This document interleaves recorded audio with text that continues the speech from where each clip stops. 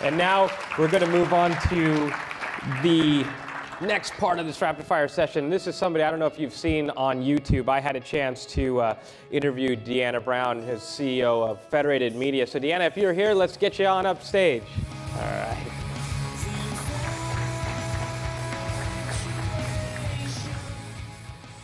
All right. Well, earlier today, we had a conversation led by Rebecca Lieb of Altimeter Group on the idea of this balance of paid, earned, and owned media.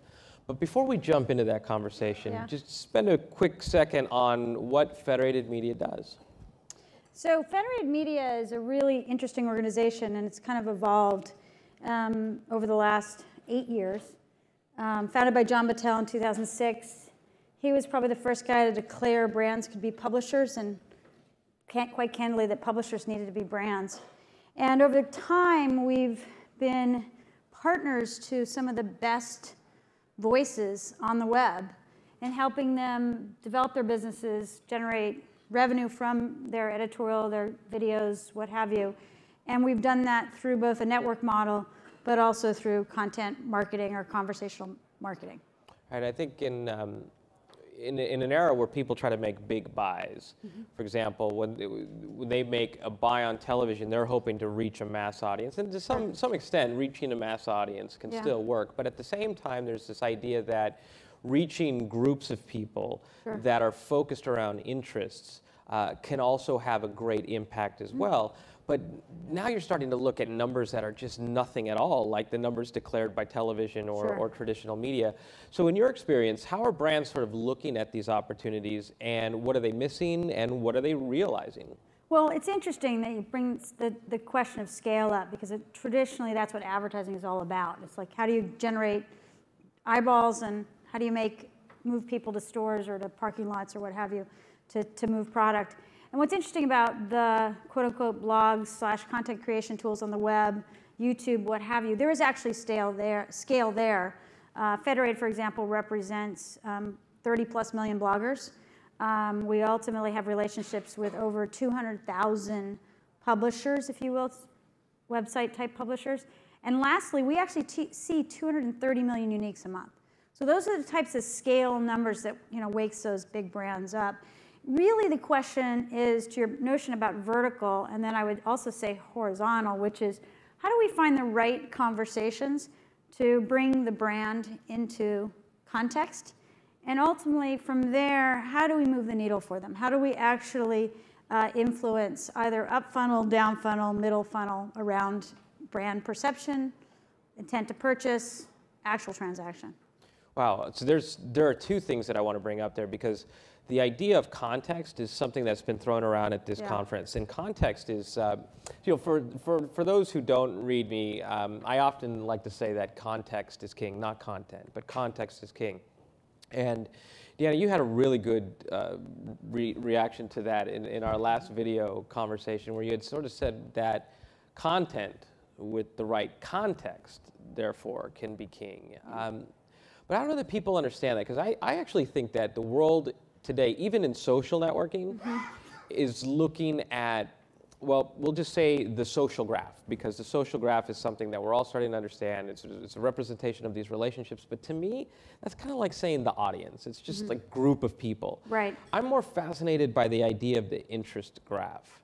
So how are brands, or how are you working with brands to recognize how people are connected together around interests, not just relationships?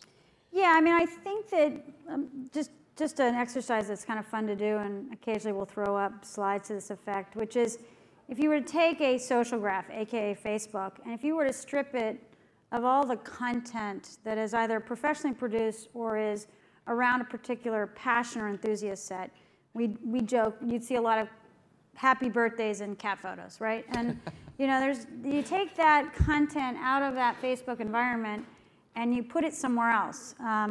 Instagram versus Pinterest, Twitter versus LinkedIn, you will attract an audience that's valuable to brands by just moving the content back to your point in context.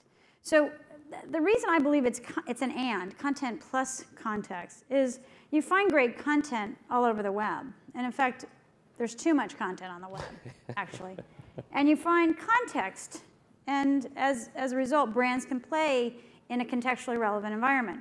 Perfect example is search, right? You search for, that's interest-based.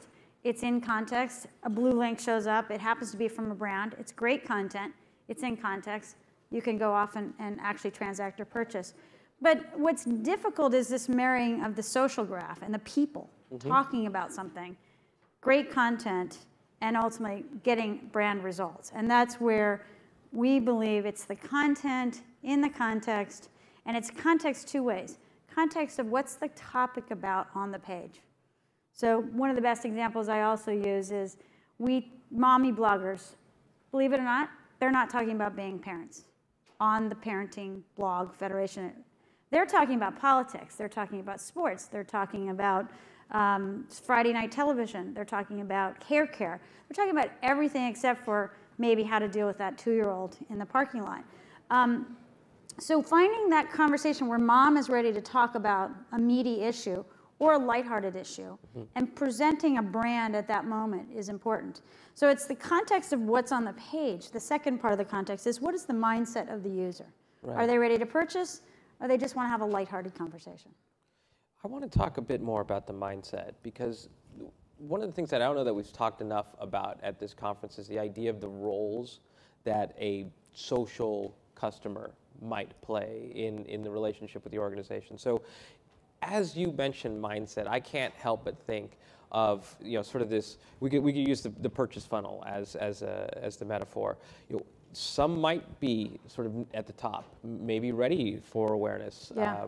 Some might actually be in a consideration phase outside of the content that they're looking at, or maybe the content is part of helping them in the consideration phase, to things like post-purchase validation or service or support, or finding new ways. And one of the most interesting things that I find out about YouTube in general in the post-purchase relationship is that a lot of people buy a product, and of course, no one ever looks at an instruction manual, for example. So they go to YouTube to see how people are using the product, to see who made a video. And there's always a video. I have tried the most random searches. There's always a how-to video for everything out there.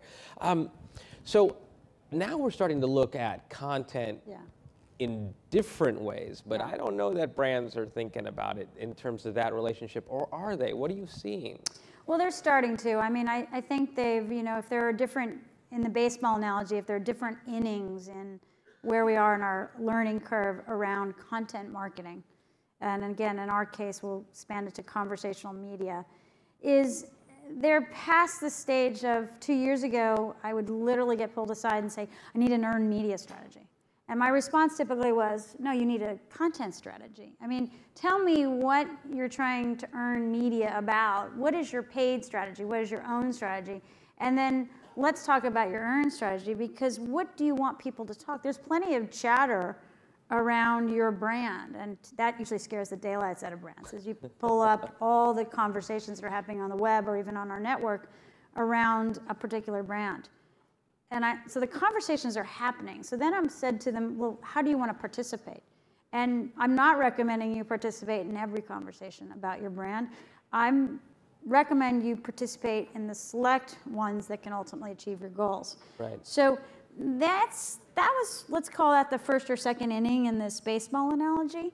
What we're seeing now in the mid-innings is more understanding of things that work and things that don't work, and things that work seem to be, high levels of attention on large platforms where there's a customer benefit. So maybe to your customer funnel, we're talking lower level funnels. Right.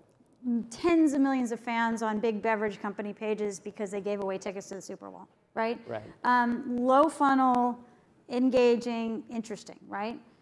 And then we're seeing high level kind of conversational elements around brands who have genuine voices and permission to actually talk to consumers or business execs around major issues. So American Express is a great example, one of our partners, longstanding.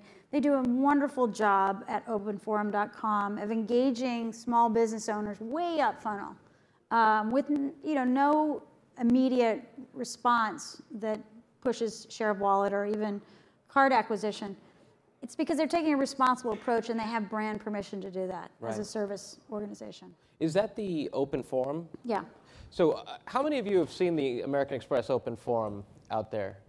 Wow, that's great. That's great. Yeah. So I actually want to spend maybe just the last couple of minutes that we have on this, because the Amex Open Forum example is often used as the best practice.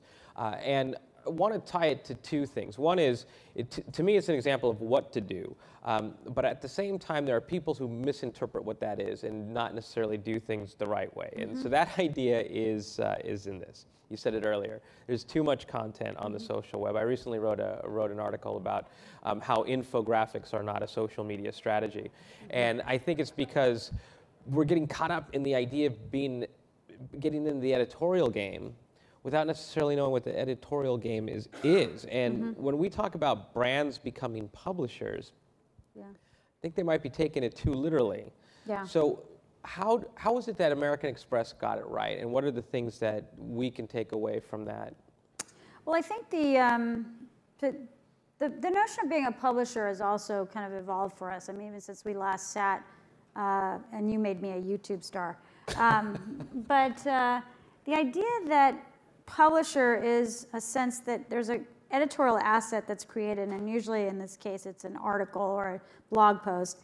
It's published, which is i.e. it's put out there on the web, and someone will find it, or someone will share it, or it's a finished kind of piece of art. And that in fact has evolved. And so I think one of the best things that Amex did was really take a deep breath and test and learn about what is the asset, how far up, medium, low in the funnel, where did they publish it?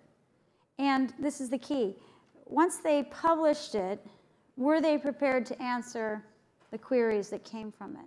And it's one thing to say to a customer service rep or a public affairs exec, wow, this thing is on fire, let's put it out, or let's ignite it further. It's another thing to actually be conversational. And this is where we've kind of continued to refine how we engage brands, which is be prepared to start a conversation and continue it. And I think American Express does a very good job of continuing that conversation across multiple platforms. And they understand their voice, they understand their goals, and ultimately they understand brand permission. And they're learning, and they're constantly doing it. We have a full-time team that works with them pretty much daily.